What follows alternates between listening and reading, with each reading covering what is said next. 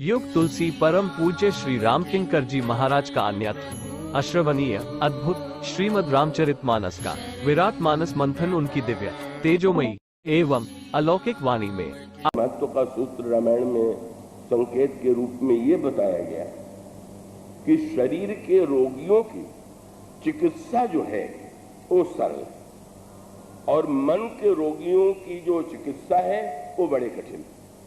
क्यों? बोले दोनों में अंतर ये होता है कि शरीर के रोगी को रोग अपने में दिखाई देता है, पर मन के रोगियों को रोग सर्वदा दूसरे में दिखाई देता, अपने में नहीं दिखाई देता। तो बड़ी समस्या हो गई। मुझे सिर दर्द है तो दवा मुझे खाना है, तो दवा लेंगे और दर्द दूर हो जाएगा। और दर्द है हमें और हम कहें कि तुम्हारा बड़ा सिर दर्द कर रहा है, तुम ये दवा खाओ, और वो दवा खाए या न खाए पर उसको क्या लाभ होने वाला है। तो मन के रोग की समस्या सबसे बड़ी ये है कि मन का जब रोग हो जाता है तो व्यक्ति को अपने में कभी वो रोग दिखाई नहीं देता। जब वो रोग दिखाई देगा तो दूसरे में दिखाई देगा।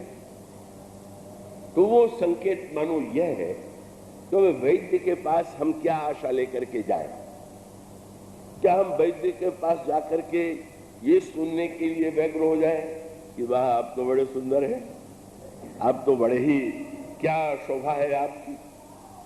उसका कार्य हम भले ही सुंदर हो, आप भले ही सुंदर हो, वैद्य देख रहा है, पर उसके पास जब हम गए हैं तो अपने दोषों का ज्ञान, रोग का ज्ञान माने दोष का ज्ञान।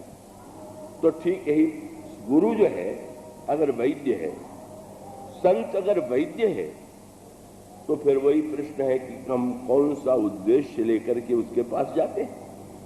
तो अगर संत और गुरु के पास भी हम प्रशंसा ही प्रशंसा सुनने के लिए जाए, प्रशंसा भी संत करते हैं, वो ठीक, गुरु प्रशंसा भी करते हैं, पर वो तो उसके पीछे उद्देश्य होता है। जब वो प्रशंसा करते हैं तो उनका उद्देश्य क्या होता है, और जब वो दोषों को बताते हैं तो उनका उद्देश्य क्या होता है। दोनों को का यही संत के, सदगुरु का या वैद्य की भूमिका है। और इसीलिए संकेत के रूप में ये बात आती है कि हनुमान जी को प्रभु ने लंका में क्यों भेजा? का हनुमान जी भगवान शंकर के अवतार हैं। तो रावण जो है अपने आप को भगवान शंकर का शिष्य घोषित करता है, तो प्रभु ने अपने जाने से पहले वैद्य जी को भेजा। बोले आपका चेला बीमार पड़ गया है, जरा दवा ववा कीजिए, ठीक हो जाए तो अच्छा है, नहीं तो फिर तो मुझे शल्य चिकित्सा ऑपरेशन करना ही पड़ेगा। जब दवा से काम नहीं बनता है तो ऑपरेशन करना पड़ता है। तो हनुमान जी पहुंच गए, और पहुंच गए तो कल जो चर्चा चल रही थी, इतने उदार के हाथ जोड़े खड़े हो गए और रावण का रोग भी बता दिया, रावण को पथ्य भी बता दिया और रावण को दवा भी बता दिया। बस एक ही दोहे में निदान कर दिया उन्होंने। रावण को देखा और कह दिया मैं समझ गया, ये जितने रोग तुम्हें हुए हैं उसके मूल में मोह ही मूल कारण है। अब रामायण की आध्यात्मिक भाषा है कि मोह सकल व्याधिन कर मूला, मोह ही समस्त व्याधियों का मूल है। तो उनका मोह जो है वो तुम्हारा मोह ही के द्वारा ये अन्य जितने रोगों के लक्षण हैं वो मोह के कारण। और फिर कहा कि मैं दवा तो दे रहा और थोड़ा पथ्य बता रहा। तो पथ्य बताने वाले भी दो प्रकार के वैद्य होते हैं। कुछ वैद्य तो इतना कठिन पथ्य बता देते हैं कि बेचारा घबरा जाता है कि अब हम करें तो क्या करें। तो श्री हनुमान जी वैसे वैद्य नहीं है। अब कई महात्मा भी ऐसे होते हैं कि अब साधन की बहुत कठिन पद्धति और बहुत त्याग की बात कही जाए तो व्यक्ति घबरा जाता है। मुझे तो स्मरण आता है जब यहाँ महर्षि के पास था तो मुझे बुखार आ गया 1-2 दिन। तो वो जो वैद्य जी उसमें आए मैं तो भूल गया। वो वैद्य जी आए तो उन्होंने कहा कि पहला काम तो कीजिए कि भोजन बंद कर दीजिए। उन्होंने कहा कम से कम 3 दिन तक भोजन मत कीजिए। तो वो अब मुझे तो लगा कि बड़ी समस्या है, पर महाराज ऋषि ने धीरे से बुला के कहा कि तुम थोड़ा भोजन तो कर ही लो। और साथ साथ उन्होंने हंस करके कहा कि मैं भी जब बीमार पड़ता था तो वैद्य जी आकर के कहते थे कि कुछ मत खाओ, लेकिन माँ मुझे धीरे से खिला देती थी, तो मैं भी तुम्हें खिला दूं तो तुम घबराना नहीं, वो कोई हानि नहीं होगी। तो वही वात्सल्य, वो सचमुच वो तो स्वस्थता, कोई अस्वस्थता नहीं बढ़ी। तो मन उदारता की वृत्ति थी कि अब भाई बिल्कुल भूखा कैसे एक बालक को रहने दिया जाए। तो हनुमान जी बड़े उदार, कहने लगे कि भाई अब अगर हम ये कह दें कि तुम पूरा अभिमान ही छोड़ दो, तो मैं जानता हूं कि वो तो तुम्हारे लिए संभव नहीं है। तो हम तो थोड़ा सा पथ बताते हैं। क्या? बोले मोह मूल बहुशूल प्रद त्याग तम अभिमान। सतोगुणी अभिमान भी रहने दो। मैं नहीं कहूंगा कि तुम सतोगुणी अभिमान से मुक्त हो जाओ। मैं ये भी नहीं कहता कि तुम रजोगुणी अभिमान छोड़ दो। राजा हो तो रजोगुणी भी बने रहो, तुम बहुत से साधन करते हो तो सतोगुणी भी बने रहो। अरे मेरे कहने से इतना तो कर लो, त्याग उत्तम अभिमान। तुम कम से कम तमो में जो अभिमान है उसे छोड़ दो। और दवा बता दिया। दवा क्या है?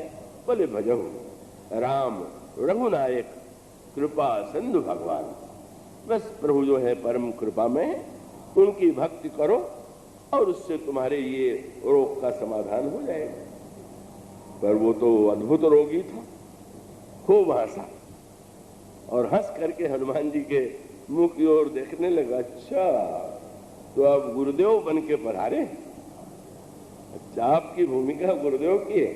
और हंस करके कहता है, हनुमान जी तो कह रहे हैं कि तुम तमो में अभिमान छोड़ दो, वैद्य जी कहें कि ये छोड़ दो, और कोई 10 और वस्तुएं बुला करके वैद्य जी के सामने कह दे हम यही खाएंगे, देखें आप क्या कर लेते।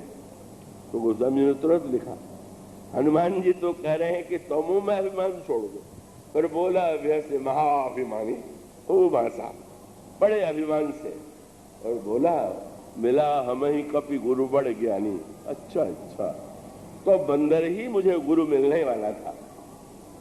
और तब जो अगला वाक्य कहा बड़ा अनोखा। वैद्य तो ये बता देता है कि रोगी अच्छा होगा कि नहीं होगा, मृत्यु होगी तो कितने दिन में होगी, पर ये रोगी तो इतना अनोखा निकला कि कहने लगा वैद्यराज मेरी दवा करने आए हो गुरु बन करके। तो मैं बताता हूं क्या। बोले मृत्यु निकट आई खल तो ही, तू मरने ही वाला। जब रोगी ही वैद्य से कहने लगे कि तुम मरने वाले हो, तो वो तो वैसा रोगी तो कौन, कितना भी बड़ा वैद्य होगा तो क्या कर लेगा।